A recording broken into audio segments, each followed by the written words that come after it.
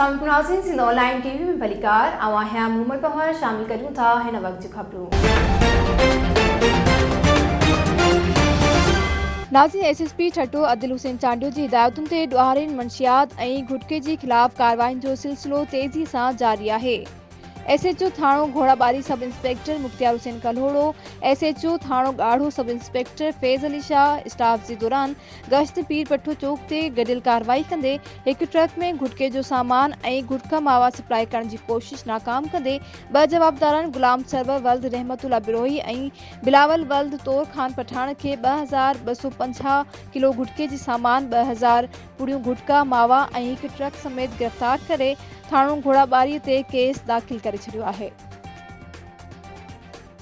सिंधवासियुनि जे ख्वाबनि जी तकमील हैदराबाद कासमाबाद नसीमनगर चौक भरिसां Somra wallpaper PVC panel समूरनि शहरनि में मयारी ऐं बहितरीन सर्विस ॾेई रहियो आहे त पोइ देरि न कयो, हाणे ई राब्तो कयो असांजी टीम सां जेका तव्हांजे हिकु कॉल ते अव्हां वटि पहुचंदी, जेका बणाईंदी तव्हांजे घर खे ख़ूबसूरत ऐं अव्हांजे ख्वाबनि मुताबिक़।